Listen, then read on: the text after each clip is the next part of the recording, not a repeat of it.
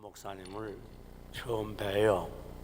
근데 오늘 설교 직전에 강의를 듣고 깜짝 놀랐습니다. 아니, 이런 애국자가 한국에 있었는가. 여긴 보니까 아멘하면 죽는 줄 알아요. 이런 애국자가 한국에 있었는가. 여러분이 아멘하는 정도와 열성에 맞게 하나님의 은혜를 받습니다. 꼭 기억하세요. 왜 그런가 하면 사단은 우리가 말씀을 받을 때 가장 강력하게 역사해요. 왜? 말씀 못 받으면 끝이잖아요. 그래서 가시밭이 뭐예요? 말씀을 받으나 잠시 기뻐하지만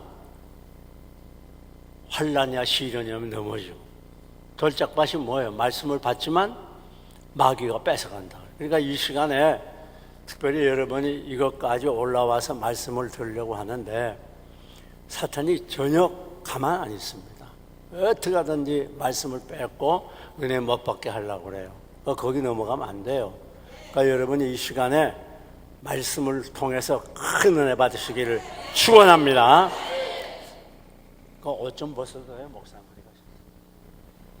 너무 더운데 옷 좀 벗어도 돼요? 민주주의니까.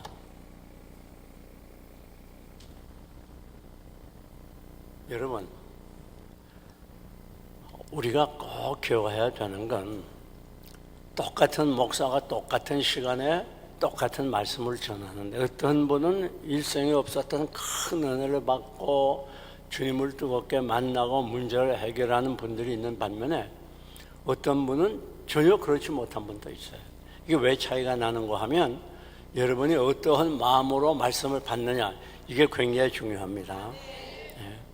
그래서 아멘이 왜 중요한가 하면 이 아멘을 여러분이 힘있게 하면 여러분을 말씀을 뺏고 마음을 사로잡으려던 사단이 무서워서 도망가는 줄 믿습니다. 그래서 중요한 거예요.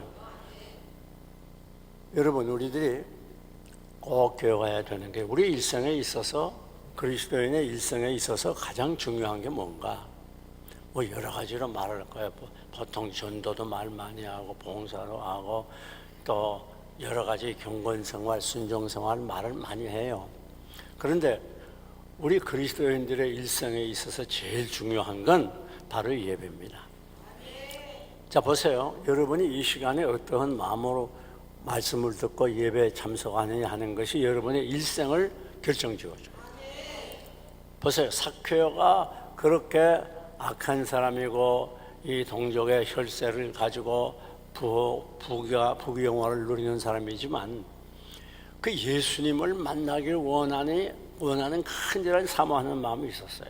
그게 뽕나무에 올라갔다가 말이에요. 그런데 늦게 갔어요. 다른 사람은 이미 모범생들이 다 나와서 말씀을 듣고 있는 중에 늦게 올라갔단 말이에요. 그런데 왜 차라리 은혜를 받고 복을 받으려면 먼저 가서 말씀을 듣는 시간을 지킨 모범생들이 먼저 받아야 되잖아요. 근데 왜 엉뚱하게 이 삭개오가 은혜를 받고 복을 받고 우리 주님이 친히 신방 갔어요. 주님이 친히 신방 간 가정이 별로 없잖아요. 복을 빌어줬어요. 왜 그런가 하면 사모하는 마음이에요. 여러분, 이 시간에 결코 이번 교회 이제 오늘 3시간 내일 2시간인데 그냥 어떤 목사인가 그렇게 하지 마시고 말씀을 받고 이번에는 내가 반드시 은혜를 받아야 되겠다, 문제를 해결해야 되겠다, 주님을 만나야 되겠다, 그런 각오를 가지고 참석해야 돼요. 사모하는 만큼 은혜를 받는 거예요. 하나님이 결코 여러분을 공짜로 보내지 않습니다. 이것에 오게 하시니가 하나님이에요. 여러분이 오고 싶어서 온 게 아니에요. 하나님께서 여러분을 이것에 오도록 감동하시고 모든 환경을 만들어 주시고 마음을 주셨어요. 왜? 이것에 와서 여러분에게 주실 은혜와 축복이 있어요. 또 그 하나님의 예정하신 은혜와 복을 받으려고 하면 여러분의 마음 자세가 사모하는 마음이 중요해요. 그러니까 시간을, 이번 교회를 짧다고 낙심할 것도 없고 여러분들이 정성을 다해서 사모하는 마음으로 참석하면 하나님은 어김없습니다. 신실하십니다. 반드시 응답해 주십니다. 반드시 응답해 주세요. 이거 믿으면 아멘 해보세요. 두 손 들고 아멘 해보세요. 옆에 있는 분들에게 인사하세요. 반드시 응답 받습니다. 반드시 큰 은혜 받습니다. 여러분, 오늘 우리가 꼭 기억해야 되는 건 하나님은 결코 거짓말하는 하나님이 아니에요. 자, 오늘 제가 말씀드리려고 하는 건 뭔가 하면 바로 이 예배 문제입니다. 예배가 우리 일생에 있어서 얼마나 중요한지 몰라요. 여러분, 우리가 보통 생각할 때 예배에 대해서 생각하는 것보다 훨씬 예배가 중요해요. 지금 우리 한국교회가 상당히 문제가 많습니다. 지금 정부에서 또는 이 안티 크리스찬들이 직간접으로 기독교를 계속 지금 박해 들어오고 있어요. 박해 들어오고 있는데 우리 한국교회가 하나가 돼야 되겠는데 심각한 문제는 한국교회가 하나가 못 돼요. 그리고 보통 이 교회에 대해서 공격을 많이 하고 비판을 많이 합니다. 그래서 말과 행동이 다르다. 또 실제 그 말을 들을 만하네. 왜 그런가 하면 한국 교회들을 보면 예수는 오래 믿었는데 그 오래 믿은 사람들이 교회에서 문제덩어리가 많단 말이에요. 참 이상하죠. 변화가 안 되는 거예요. 변화가 안 돼요. 뿐만 아닙니다. 교회 중직을 오래 믿어서 인정을 받아서 투표를 해서 중직을 맡아요. 뭐 집사되든 장로되든 권사되든 할 거 없이. 그런데 한국교회는 중직 맡을수록 목사님의 골칫덩어리예요. 중직 맡을수록 변화가 안 돼요. 참 희한하단 말이에요. 그렇잖아요. 변화가 안 되는 거예요. 또 오래 예수 믿었는데 집에 들어가면 밤낮 부부간에서 암질해요. 어디 이번 기도에 올라와서 이혼하기로 굳게 결심하고 내려가기를 원하는 분 아멘 해보세요. 잘 들어요. 무조건 아멘 하면 안 되는 거예요. 이번에 올라와서 내 배우자와 이혼하기로 굳게 결심하는 분 아멘 해보세요. 그게 뭐가 도대체. 하도 시기약부터 은혜를 받다 보니까 무조건 아멘 하는 것 같은데 한번 다시 해요. 이번에 올라와서 골치 아픈 내 배우자의 관계를 완전히 정리하고 이혼하기로 결심하고 내려가야 되겠다. 그렇게 생각하는 분 아멘 해봐요. 이러니까 2단에 넘어가는 거예요. 2단에. 잘 들어야 돼요. 그러니까 예수 믿어도 정말 행복한 부부가 얼마나 되느냐? 별로 없어요. 자, 나는 죽었다 다시 한평생 더 살아도 현재 내 배우자와 결혼하겠다 하는 분 아멘 해보세요. 믿어야 될지 아멘. 잘 생각해보고 아멘을 무조건 아멘 하지 말아요. 방금 여기 올라오기 전에 싸우고 왔잖아요. 그러니까 이상한 거예요. 예수님 믿는데 교회 와서는 열심히 있고 신앙이 좋은 것 같은데 집에 들어가면 부부간에 행복하지 않아요. 그냥 마지못해 살아요. 이게 어떻게 하겠냐? 남보기 창피하고 아이들도 그거 그럭저럭 살다가 죽지. 그건 또 괜찮아요. 지금 황혼이혼이 얼마나 많이 늘어간 줄 알아요? 60대 이상 아니 99세 난 할아버지를 이혼했더라고 얼마 전에. 참, 이야 보통 사람 인물 영웅이에요. 영웅. 아니 99세 나서 내일 모레 죽을지 모르는데 이혼을 하더라고. 그만큼 오래 살았으면 그저 그럭저럭 살다 죽어요. 이혼하고 난리라냐. 그러니까 왜 그런가 하면 평생 우리는 그 이해가 안 갈지 몰라요. 그러나 생각해 보세요. 오죽 평생 살면서 배우자에게 상처받고 괴롭힘당하고 고통당했으면 나이 들어서 이혼하겠습니까? 그 사람들이라고 나이 들어 이혼하고 싶겠어요? 그렇기 때문에 가장 심각한 문제는 뭐냐? 우리가 예수 믿으면 변화가 있어야 됩니다. 믿습니까? 주 예수 내 맘에 들어와 계신 후 변하여 새 사람 되고 내가 늘 바라던 참빛을 찾음도 주 예수 내 맘에 오심 주 예수 내 맘에 오심 주 예수 내 맘에 오심 늘 믿는 내 맘에 기쁨이 넘치는 주 예수 내 맘에 오심. 이 집회 여러분들이 완전히 변해서 예수님 닮은 기회가 되시기를 주님의 이름으로 축원합니다. 축원합니다. 여러분 믿으면 1년 믿었으면 1년만큼, 10년 믿었으면 10년만큼 변화해야 돼요. 그런데 한국교 변하지 않아요.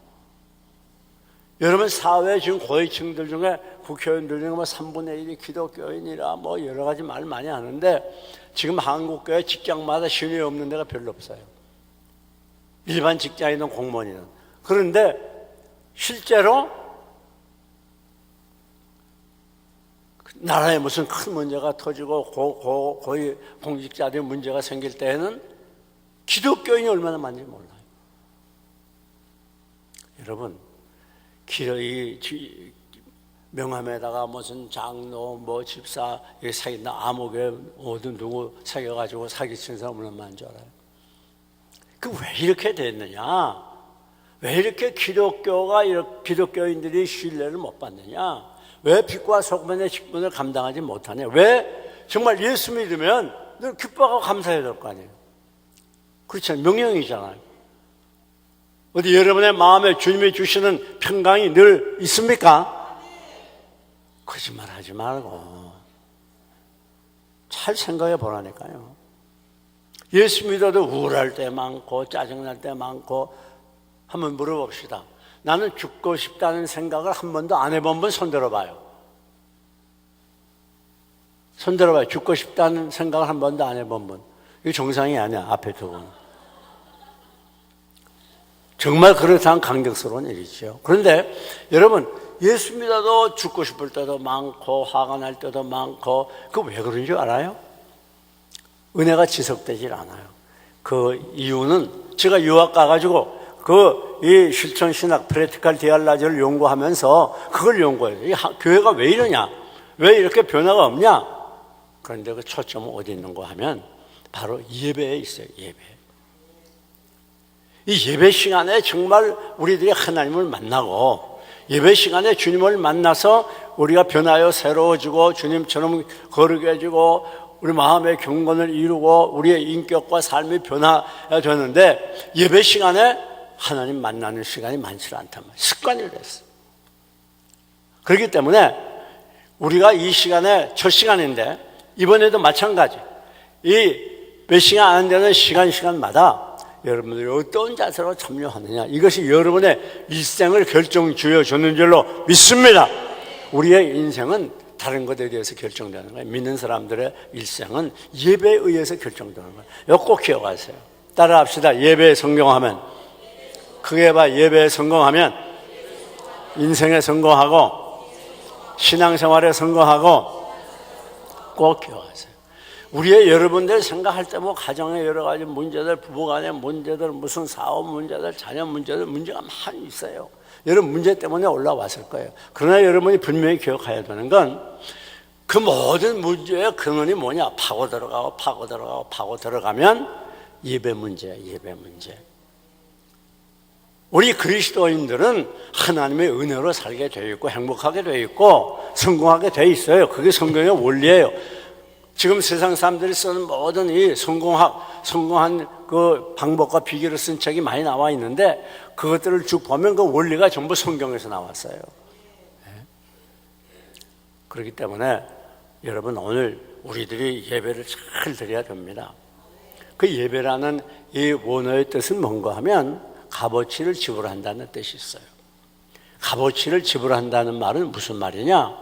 예를 들면 이제 연초나 또 중요한 때가 되면 자식들이 부모에게 뭐 먹을 걸 사가지고 가잖아요. 인사 가잖아요.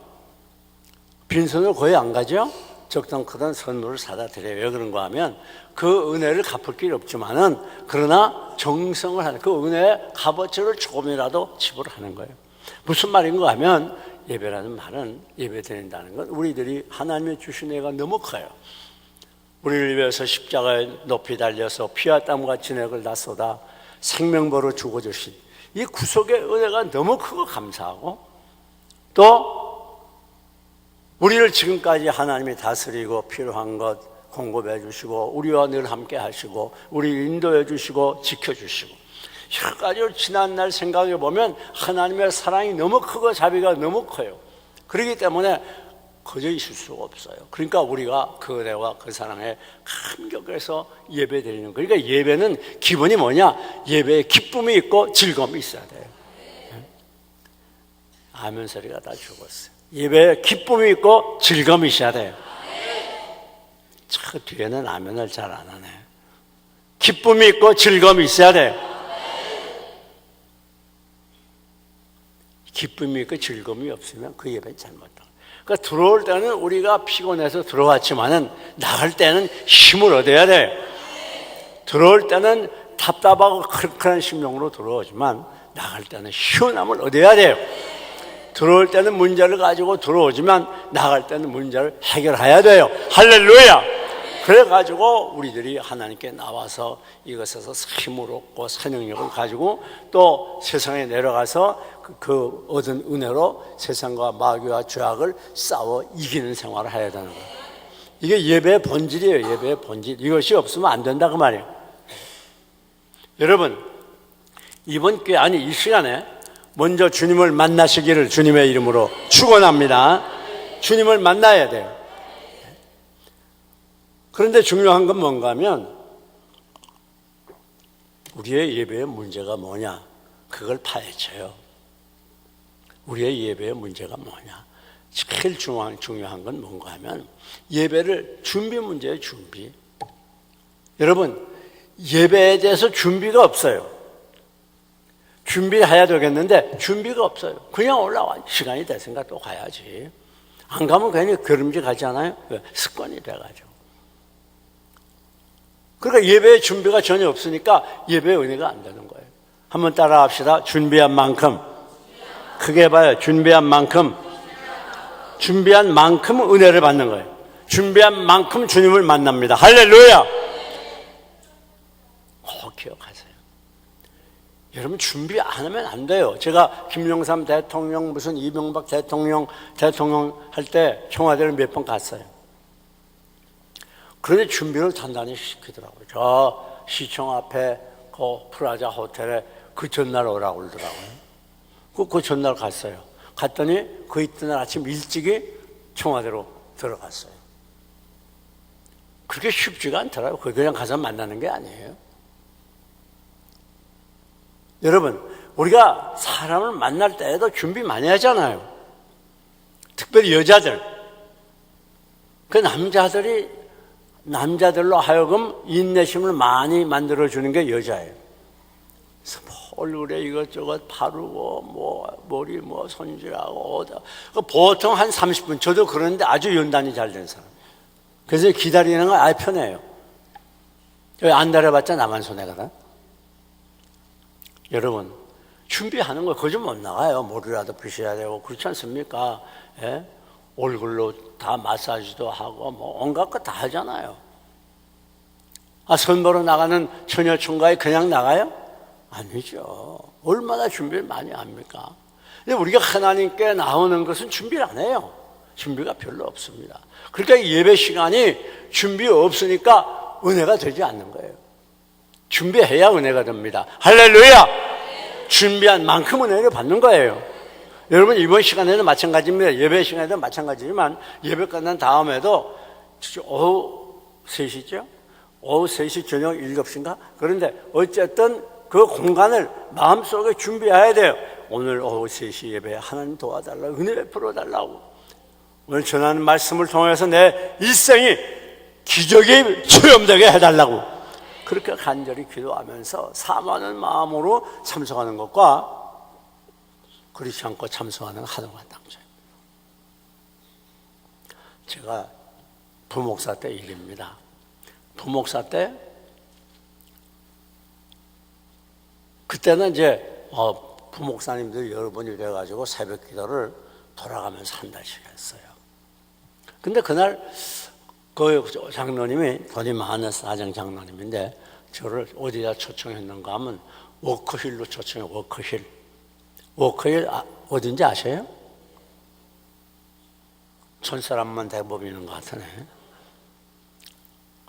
초청해가지고 그때는 옛날이기 때문에 요즘과 달라요.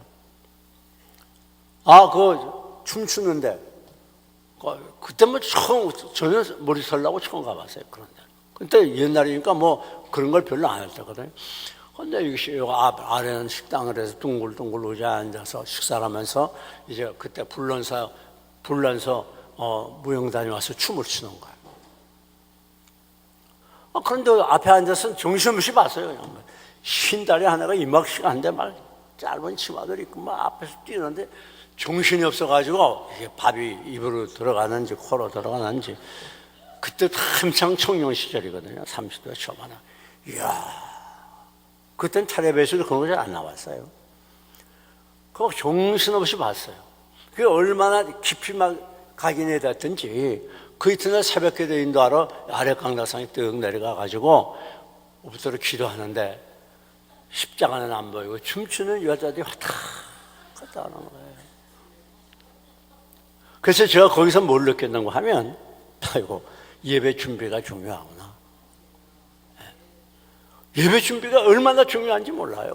그 여러분이 이 토요일 날이 중요해요. 토요일 날이. 청교도들 제가 유학 가가지고 청교도들 일대기를 읽어보게 되면 토요일 날은요 외출도 안 했어요. 친구 안 만났어요. 집에서 온 가정이 모여서 예배 주일 준비 예배 드리고 또 깨끗이 세탁하고 그리고 각자 성경 읽고 기도하고 이러면서 주일을 맞이했어요. 근데 지금은 그렇지 않잖아요. 지금은 토요일 날이 제일 바쁘잖아요. 이 사람 만나고 저 사람 만나고 막 눈에 입에 해기가 끼도록 텔레비 보고 그러다 밤늦게 자고 그러고서 이튿날 와이프가 여보 교회 막 흔들어 깨우니까 마지못해서 막 옷 입고 저 교회 나와서 그런 사람들은 다다롭게 뒤에 앉아요.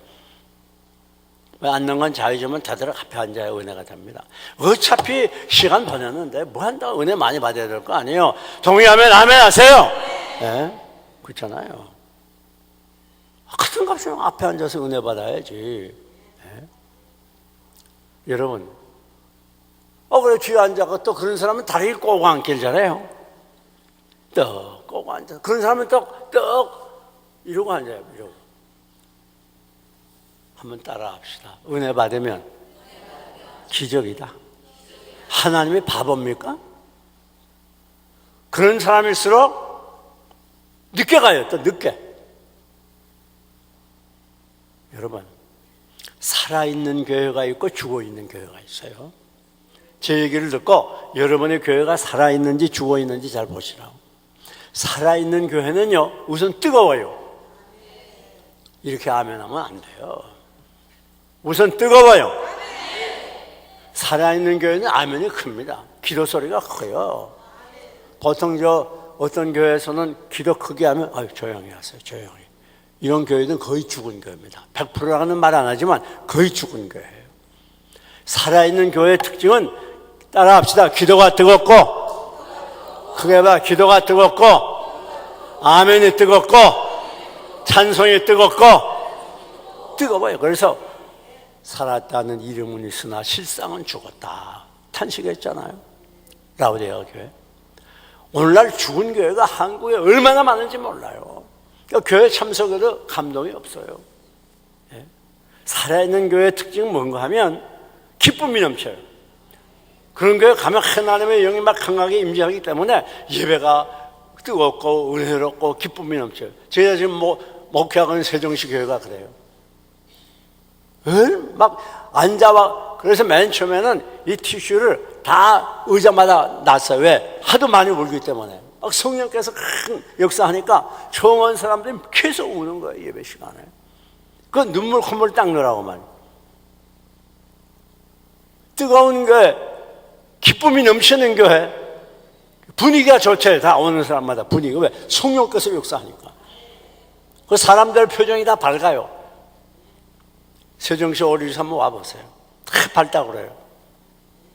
그리고 눈물이 많아요. 여러분, 은혜 받은 친구는 눈물이 많아야 돼요. 벌써 여러분이 꼭 기억하세요. 지금까지 내가 예수를 얼마 믿었건 그전에는 눈물이 많았는데 요즘 애들이 눈물이 없어. 찬송 불러도 기도를 해도 말씀 불러도 감동이 없어. 거의 죽었어 그래요.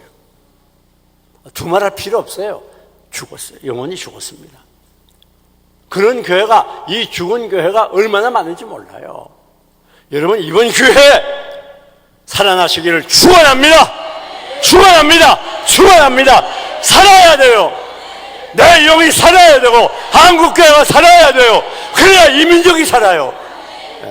왜 오늘 한국이 위기라고 그러고 이민을 많이 갑니까? 교회가 죽어서 그래요. 살아있는 교회 찾아보기 어려워요. 정부 형식과 껍데기만 남아가지고 겉으로 보기가 똑같이 찬송하죠. 똑같이 기도하죠. 그럴듯하죠. 말씀이 아주 얼마나 말씀이 좋은지 모르죠. 그런데 죽었어요. 거기에 하나님의 영의 역사가 별로 없어요. 사랑하는 여러분, 여러분이 교회 생활이 어땠는가 생각해 보세요. 내가 교회에서 예배 드릴 때 정말 감동이 있었는가? 눈물이 있었는가? 하나님이 주신 큰 기쁨이 있었는가? 그런 신앙생활에서 그 사람은 살아있는 사람이에요. 그렇지 않았다면 죽은 사람들입니다. 이번 교회 여러분의 영혼이 다시 일어나시기를 축원합니다. 살아나시기를 축원합니다. 사탄이 와서 한국교회를 가지고 놀아요 지금. 수군수군하고 비판하고 싸움질들이 나고 노회에 고소하고 총회에 고소하고 그다음에 일반 법정에 고소한 교회가 1000교회가 넘는데요. 그러니 교회를 뭘로 알겠어요 불신자들이.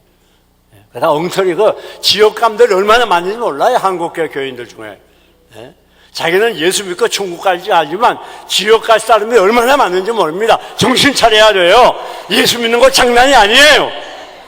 예배마다 눈물이 앞을 가리고 구석에 감격에 마음이 뜨거워지고 찬송을 불러도 부르면 기쁨이 넘치고 기도할 때 눈물이 앞을 가리고 말씀을 들을 때 그 말씀이 내 심령을 뜨겁게 감동하고 그런 살아있는 교회가 돼야 그게 교회다운 교회고 교인다운 교회입니다.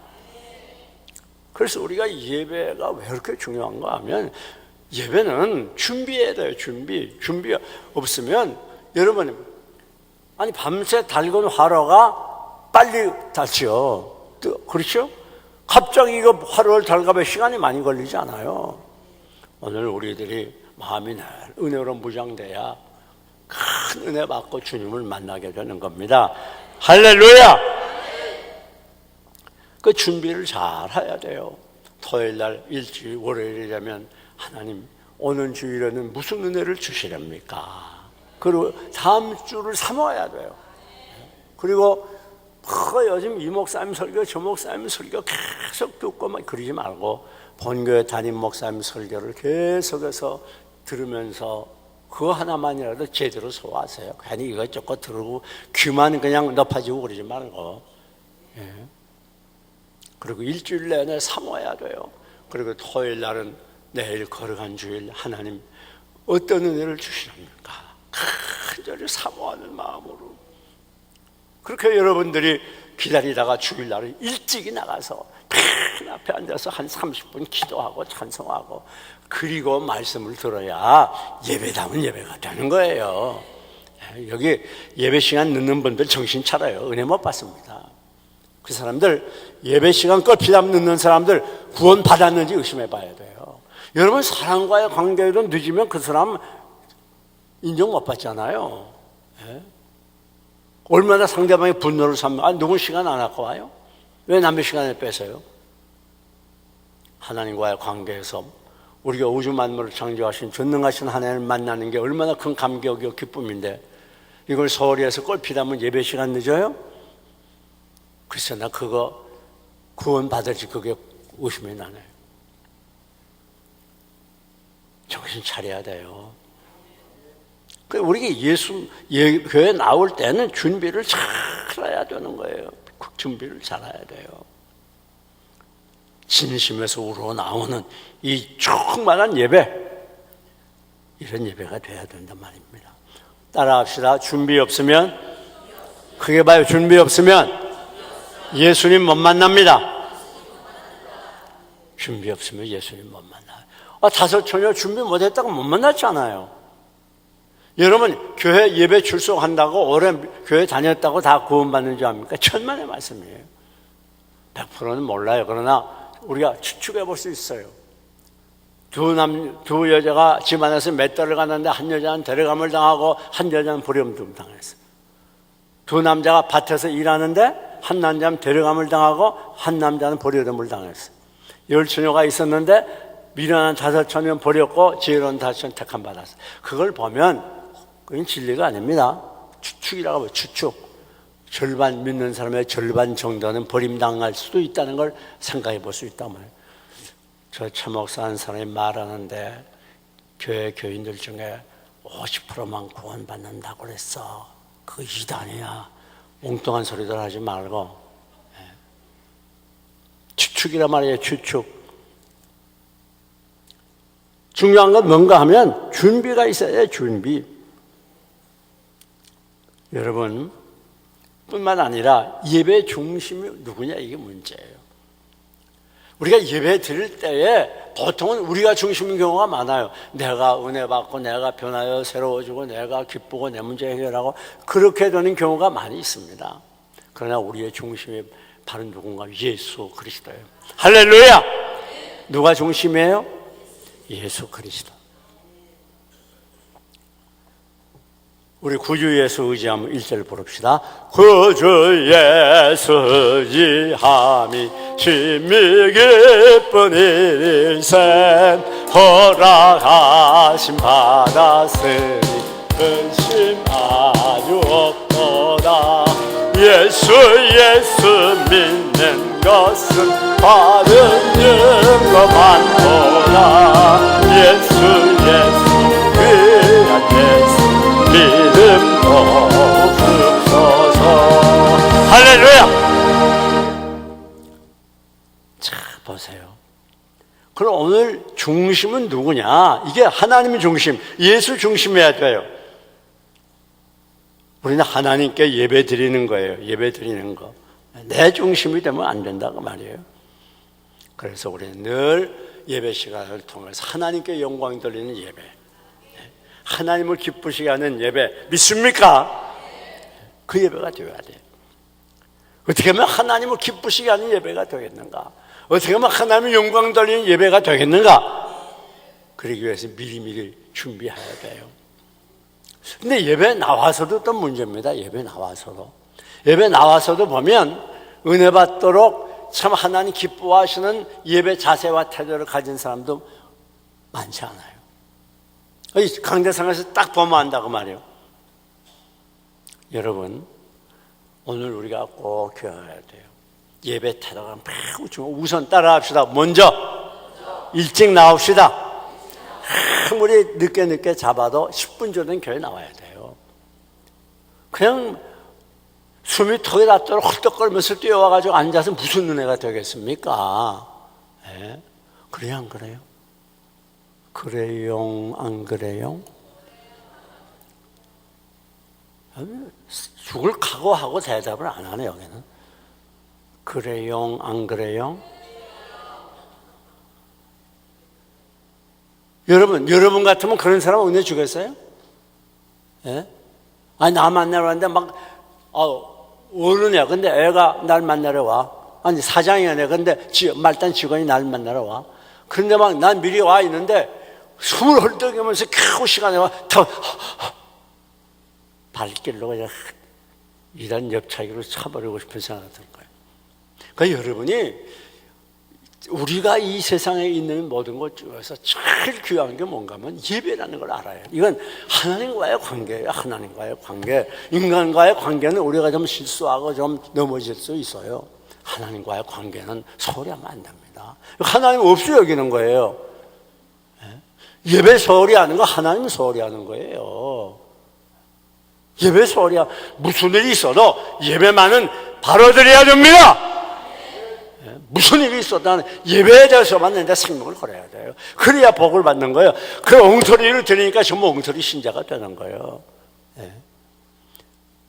여러분 우리가 성경 구약 서선지서 대선지서를 자세히 보세요. 아모스 선지서 특별히 그런 데 보면요, 예배를 엉터리로 드리는 자에 대한 하나님의 진노와 저주가 얼마나 많이 기록되는지 몰라요.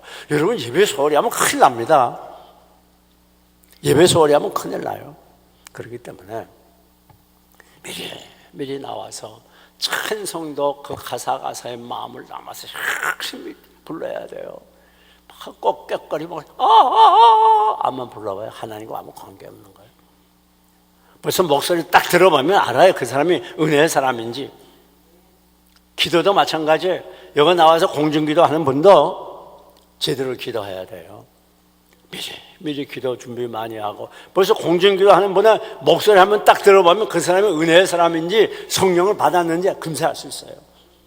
이 기도가 얼마나 중요해요. 이 공중기도를 통해서 교우들의 마음을 열고 하나님의 말씀이 들어갈 수 있는 자리를 마련하는 건데, 기도 준비 안 하고 나와가지고서 창세기부터 요한계시록까지 읊어대면 그게 무슨 은혜가 돼요? 교인들은 기도 드리러 오는 사람은 없어요. 말씀 드리러 오지. 근데 기도를 짧게 해야 돼요. 막 뒤에서 잡아다닐 정도로 그렇게 하지 말아요. 기도하면서 또 공중기도하면서 어떤 사람들은 목회자를 까는 기도를 하는 사람이 있어요. 그 저주받을 사람들. 절대 그렇게 하면 안 됩니다. 그건 하나님을 조롱하는 거예요. 조롱하는 거. 그런 사람들 있어요. 좀 사이가 안 좋아지고 이 교회가 분위기 안 좋은 교회들은 나와서 목회자를 까요. 기도로. 기도하는 장로나 집사들이. 그 천벌 받을 짓이에요. 천벌 받을 짓. 또 말씀을, 또 우리 사도신경 주기도문도 중요해요. 습관화를 했어. 전능과 다친 일을 만드신 하나님이라고 믿고야 돼. 우리 하늘에 계신 우리 아버지 이름이 거룩하게 받으셔. 그게 습관화돼가지고 줄줄줄줄 나오는데 그 속에 정성과 마음이 담기지 않았어. 이거 그거 가짜예요, 가짜. 그게 마음이 담아야 돼. 거기 정성이 있어야 돼. 찬송도 마찬가지, 가사에 정성이 있어야 돼. 그럴 때 그 예배가 바로 되는 거예요. 그뿐 아닙니다. 이 말씀 들을 때 굉장히 중요해요. 여러분이 말씀 들을 때에 말씀을 만약에 제대로 아멘으로 받지 아니하면 사탄이 여러분을 사로잡습니다. 사탄이 말씀이 나를 사로잡거나 성령이 나를 사로잡거나 아니면 마귀가 나를 사로잡아요. 특별히 여러분 교회 가서 다 각 교회가 있죠. 조심해야 되는 건 목회자와의 관계를 잘 가져야 됩니다. 왜 그런가 하면 어떤 이유로든 목회자와의 관계가 잘못되면, 불편한 관계가 되면 말씀이 교회에 들어와요, 안 들어와요? 안 들어와요. 안 들어오면 누구 손해요? 그럼 생명의 말씀, 축복의 말씀이 안 들어오면 남은 죽는 거예요. 어떤 일이 있든지 이 목회자와의 관계를 여러분이 바로 가져야 신앙생활이 제대로 됩니다. 어디 동의하면 아멘 해보세요. 동의하면 아멘 해보세요.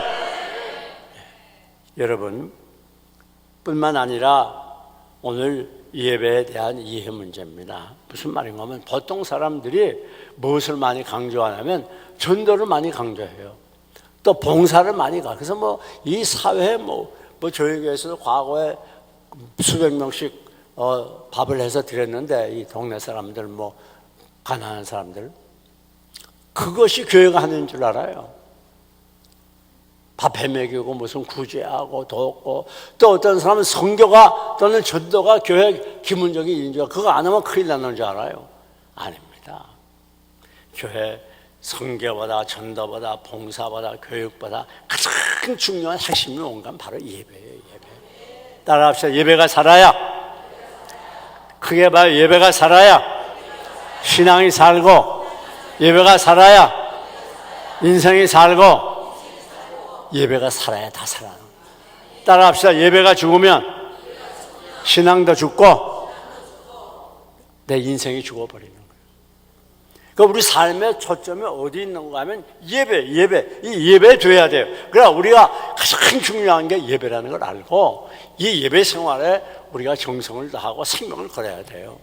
이제부터 여러분 각 교회에 돌아가시면 이 예배에 생명을 거시기를 축원합니다. 하나님의 예배에 정성을 다하는 분을 가장 사랑하세요.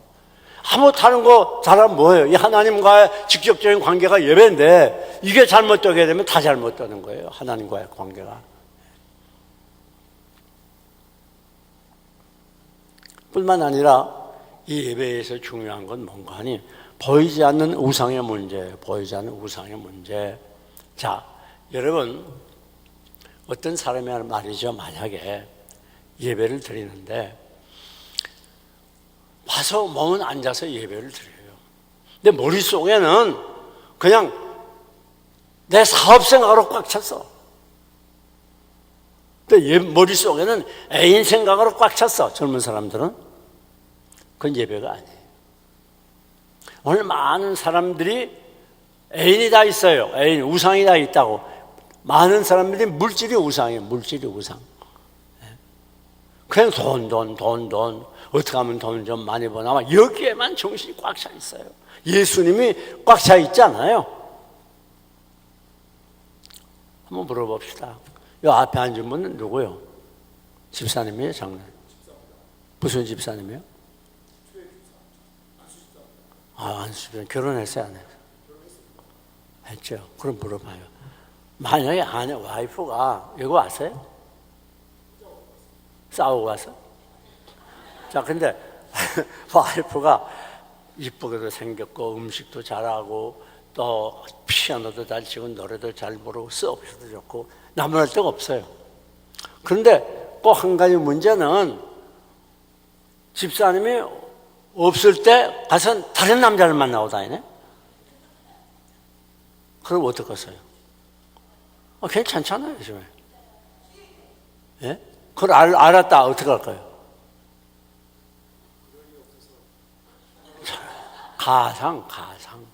가상 그런다면 어떻게 해요?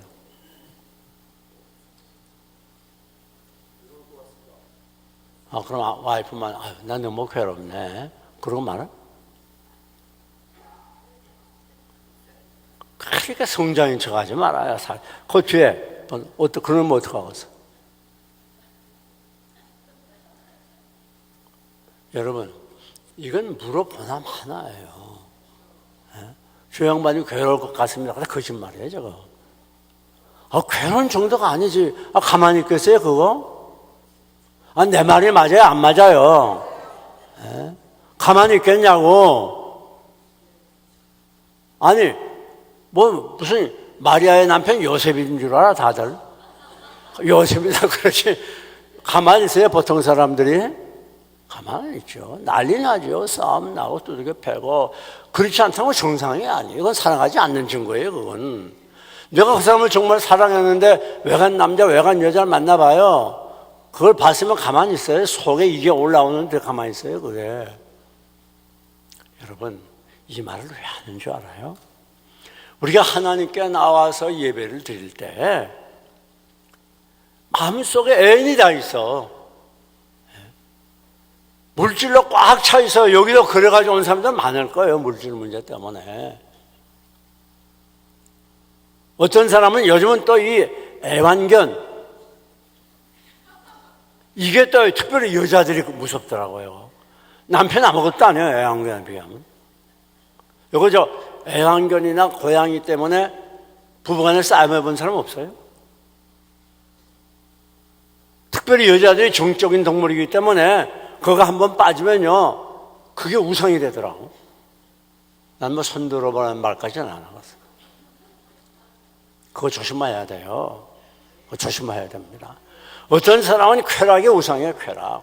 그냥 놀러 다니는 거 좋아하고, 교회에서 기도합시다, 전도합시다, 거기도 안 내미는데, 어디 놀러 갑시다. 그러면 막 일찍 새벽같이 일어나가지고 여기저기 전에 가자고 막 난리예요. 쾌락에 우상된 사람도 많아요. 주일날인데도 놀러 가기 잘하고 말이죠. 건강의 우상, 또 사람의 우상, 여러 가지 우상들이 많아요. 오늘 이 시간에 잘 생각해 봐요. 내가 정말 주님보다 더 사랑하는 게 뭔가. 잘 생각해 보세요. 주님보다 더 사랑하는 것 가지고 여기 나오면 이 집회는 아무 의미가 없어요. 그게 뭔가 잘 생각해 보세요. 내가 정말 주님보다 더 많이 생각하는 게 뭔가? 내가 주님보다 더 사모하는 게 뭔가? 잘 생각해 봐요. 그거 정리하고 그거 회개하고, 그리고 이번에 주님을 진정 나의 주님으로, 나의 애인으로 맞이해야 돼요. 그래야 기적이 나타납니다. 할렐루야! 내 구주 예수를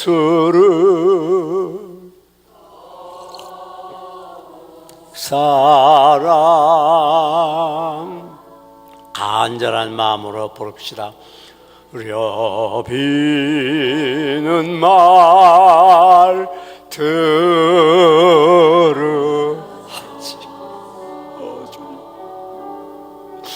내 진정 소원이 내 구주 예수를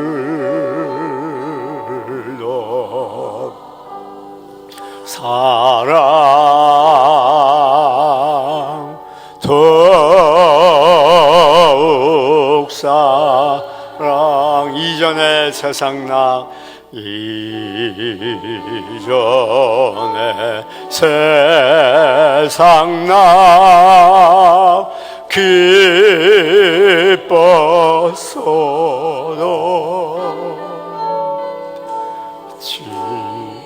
주여 주여 꿈은 오직 예수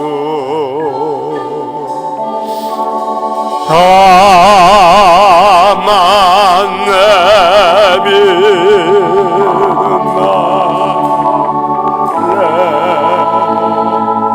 주 예수를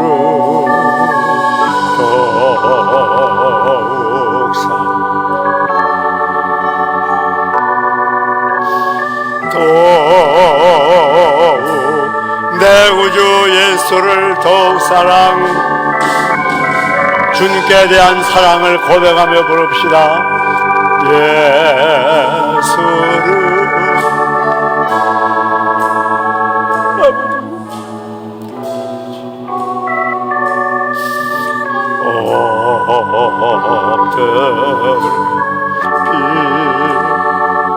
아버지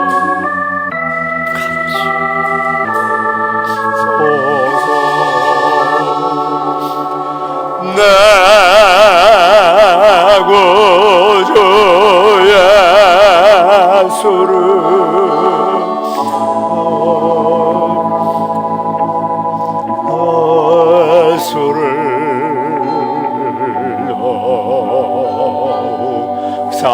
사랑 더욱 이전의 세상 나 기뻤어도 이전의 세상 나 기뻤어도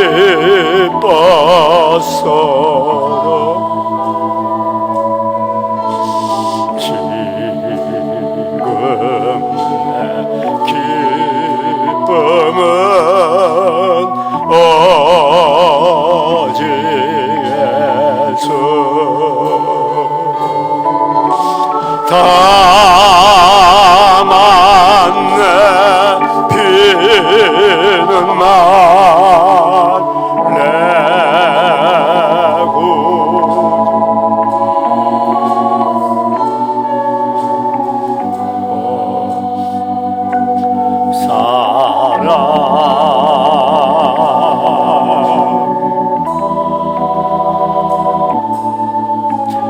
내 구주 예수를 더욱 사랑, 내 구주 예수를 더욱 사랑.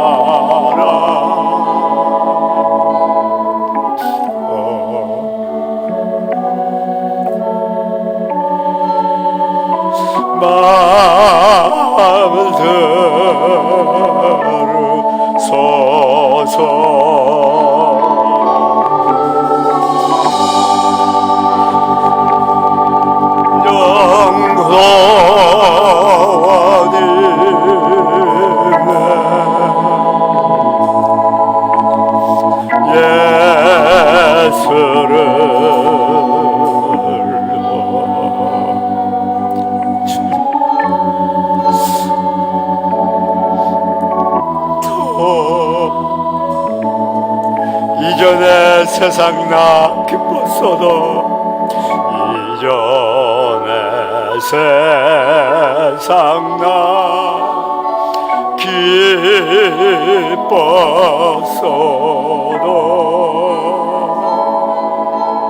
지금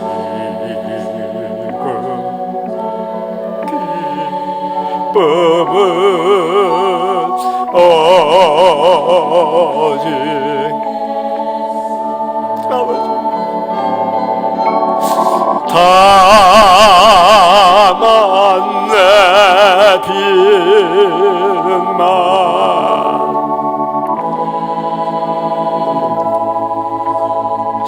예수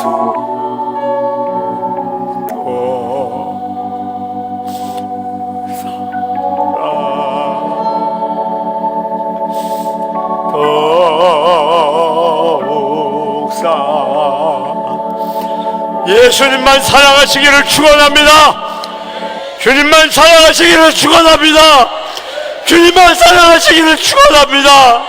주님만 사랑하시기를 축원합니다.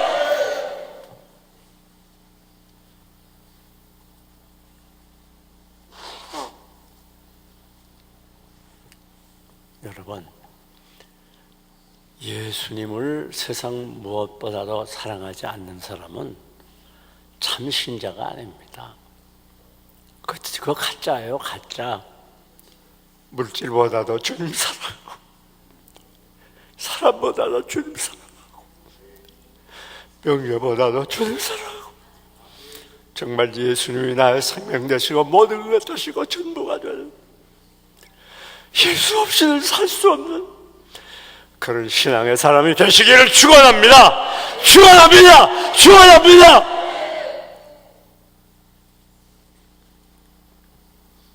여러분, 예수 믿는 게 뭐예요? 신앙생활이 뭐예요? 꼭 한 가지예요.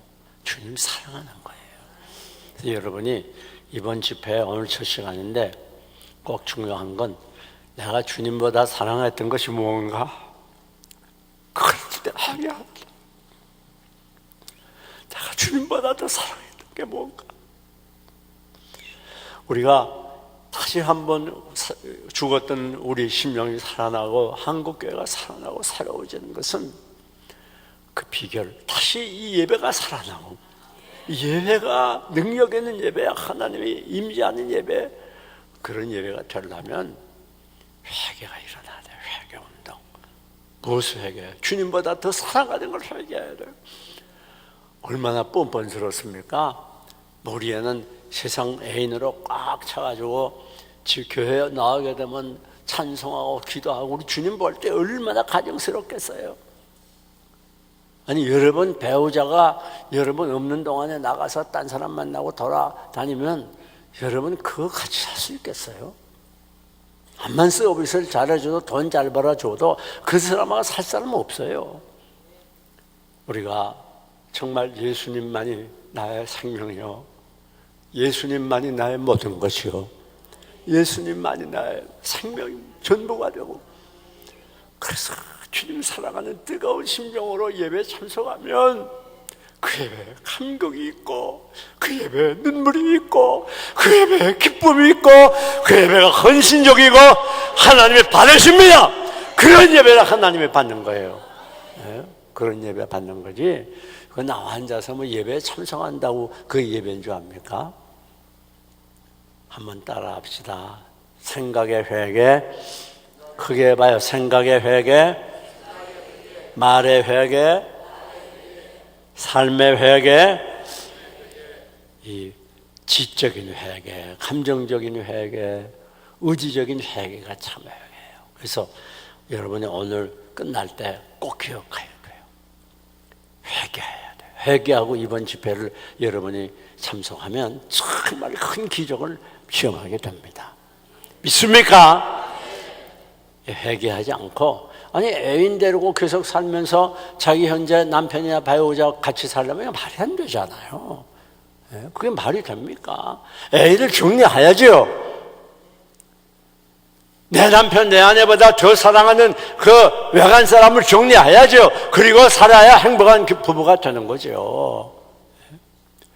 예수님보다 더 살아가는 거 회개해야죠. 하나님께 회개해야죠. 그래야 하나님이 우리를 만나주고, 그래야 하나님이 우리 기도 응답해주고, 그래야 하나님이 역사하지 않겠습니까? 내가 손이 짧아 구원치 못하는 줄 아느냐? 너희와 나와 막힌 담이 무엇 때문이냐? 회개해야 된다. 죄를 회개해야 돼요. 그래야 하나님께서 역사하시고 구원해주고 기도 응답이 있는 거예요. 그 다음 예배가 다시 살아나가려고 하면 기도를 계속해야 돼요. 그 기도는 무슨 기도입니까? 개인 기도 많이 해야 됩니다. 가정 예배로 모여서 기도해야 됩니다. 그러니까 개인적으로 기도하거나 가정에서 기도하거나 평소에 기도 많이 하는 사람들은 이 예배 나오면 살아있는 예배를 드리게 돼요. 그런데 평소에 예배 한 번도 안 드리다가 나는 늘 그게 가슴이 아파요. 제가 먼저 신부하던 교회는 이 대전의 대표적인 교회라고 그랬어요. 큰 교회입니다. 수천 명이 모여 앉아가지고 예배 드릴 때 제가 늘 퀘션을 가졌어요. 다른 예배 안 나오고 주일날 대예배 한 번만 딱 나와서 예배 드리는 사람들. 그래서 그 사람들이 천국까지 지옥까지는 잘 모르겠어요. 못 간다는 말은 안 해요. 모르니까. 아니 어떻게 정말 하나님을 사랑하는 사람이 정말 선택받은 사람이라면 어떻게 대예배만 한 번 딱 드립니까? 그게 이해가 가요? 난 그런 사람들 가운데 그 때문에 제가 가슴 앓음이 많이 했어요. 난 그런 사람들 중에서 정말 남은 예배 드릴 사람이 몇 있겠어요? 한 번 딱 예배 드리고 한 번 예배 드린 그 은혜 가지고 어떻게 일주일을 살아요? 신앙생활은 장난이 아니에요. 신앙생활에 생명을 걸어야 됩니다. 생명 걸어야 돼요. 그래서 우리가 기독교 2000년 역사를 보면 1700년대에도 존 웨슬레이, 찰스 웨슬레이, 휘필드 10여 명이 모여 그 친구들 10여 명이 모여서 이 영국의 그때 당시에 극도로 영국이 타락했거든요. 길거리엔 술주정회가 즐비했고 영국이 타락했는데 그래서 매일 영국을 위해서 기도하다가 거기서 큰 부흥운동이 일어나가지고 그 존 웨슬레이를 중심해서 감리교가 탄생하지 않았습니까? 여러분 오늘 원장 목사님이 말하는 거 그거 지나가는 말로 들으면 안 됩니다. 그 누구를 공격하기 위해서 하는 말이 아니에요. 이 민족이 지금 위기입니다. 위기. 이제 이 민족이 내년 대선이면 이 민족의 장래가 가름됩니다. 공산화 되느냐 민주화 되느냐 가름돼요. 이 민족을 위해 기도해야 됩니다. 한가할 때가 아니에요. 공산화가 되면 제일 먼저 숙청 대상이 기독교인입니다. 기독교와 공산주의는 양립할 수 없어요. 지금 위기 중에 위기를 당하고 있어요. 민족을 위해서 기도해야 돼요. 그렇기 때문에 우리가 개인적으로 기도하고 모여서도 기도하고 이 기도를 많이 하는 사람들이 대예배나 공예배에 참석하면 살아있는 예배를 드릴 수가 있어요. 평소에 기도 생활 안 하다가 그냥 메마를 때로는 메마른 그 심령 가지고 주일날 1시간 와서 예배 드려요. 그게 예배라면 예배가 되겠어요? 그 예배의 은혜를 받겠어요? 그 굳어질 대로 굳어지고 강팍할 대로 강팍해야 그 심령이 은혜를 받겠나 그 말이에요.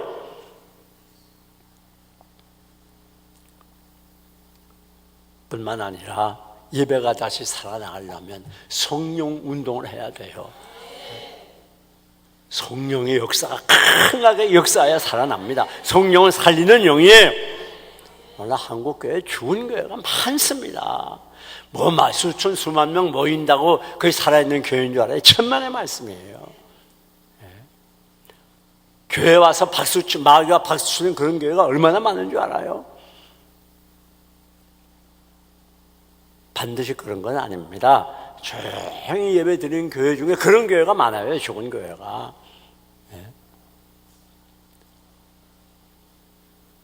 여러분 살아있는 교회가 되려면, 예배가 살아나려면, 살아있는 예배가 되려면 성령께서 강하게 임재해야 돼요.